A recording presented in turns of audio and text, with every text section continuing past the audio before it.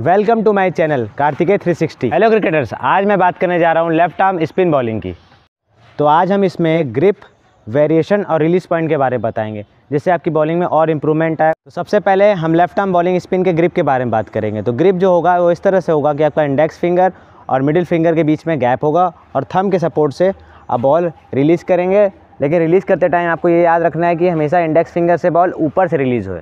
तो मैं दो ट्रिक के बारे में बताऊंगा जिससे इंडेक्स फिंगर में स्ट्रेंथ आपके आएगा। तो सबसे पहला बात है कि आप खड़े होकर या बैठ के भी आप इसको कर सकते हैं।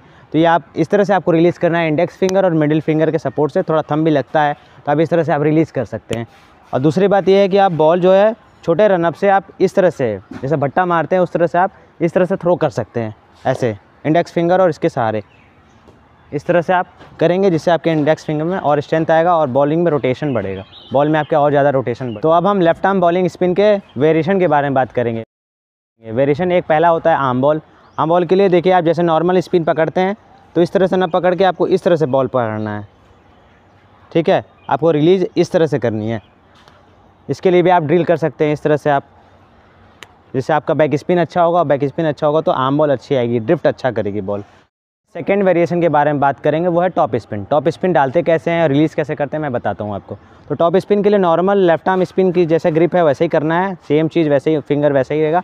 बस रिलीज़ करते टाइम थोड़ा सा रिस्ट का यूज़ करते हैं इसको, और फिनिश थोड़ा सा ऐसे करते हैं, देखिए ऐसे रिस्ट का यूज़ करते हुए, जिससे बॉल एक्स्ट्रा बाउंस होती है। थर्ड वेरिएशन के बारे में बात करेंगे, वो है स्लाइडर। स्लाइडर मारने के लिए थोड़ा सा आपको मिडिल फिंगर का ज़्यादा यूज़ करना पड़ता है। देखिए इस तरह से होता है, सेम ग्रिप होता है बट आपको बैक स्पिन की तरह यूज़ करना है। जैसे आपको ये जो मिडिल फिंगर होता है उसको इस तरह से करना है।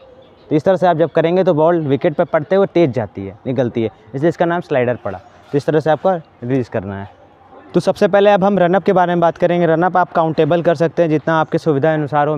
जैसे किसी का 6 होता है, किसी लंबे बॉलर का ज़्यादा से ज़्यादा होता है, तो आप जितना आपको सूटेबल पड़े जितना आप उतना रनअप रख सकते हैं। जैसे कि मैंने 6 कदम नापा हुआ है, 1 2 3 4 5 6, ठीक है। तो आप यहाँ पे स्पॉट कर लेंगे, कुछ भी रख सकते हैं, कोन रख सकते हैं या नॉर्मल आप स्पाइक से भी कर सकते हैं, ठीक है।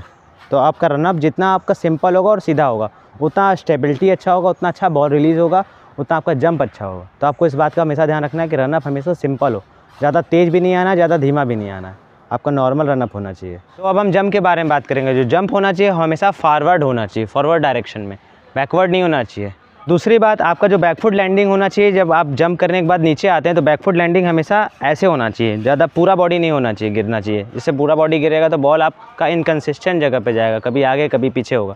तो आपको कोशिश करना है कि इस तरह से टो पे रहना है, जिससे आपका बैलेंस पूरा प्रॉपर है। तो आप जैसे बॉल वेरिएशन होता है वैसे आपका क्रीज का भी वेरिएशन होता है। जैसे आप क्रीज को भी वेरी कर सकते हैं, जैसे कि कोई बॉल बैट्समैन अच्छा पिक कर जा रहा है तो थोड़ा पीछे से भी डाल सकते हैं। नॉर्मल भी लेफ्ट आर्म स्पिन भी अगर डालना हो तो आप पीछे से डाल सकते हैं, और आर्म बॉल डालना होता है थोड़ा सा क्रीज के थोड़ा साइड से डालते हैं, जिससे बॉल दूर से आती है।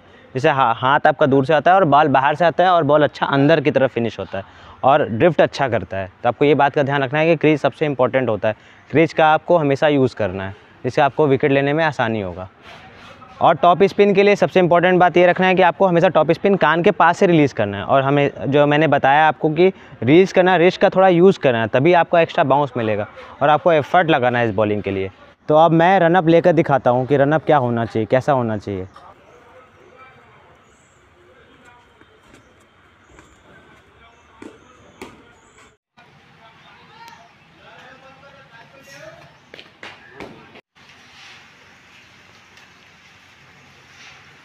अगर आपको वीडियो पसंद आया तो लाइक करिए, सब्सक्राइब करिए और ज़्यादा से ज़्यादा लोगों में शेयर करिए।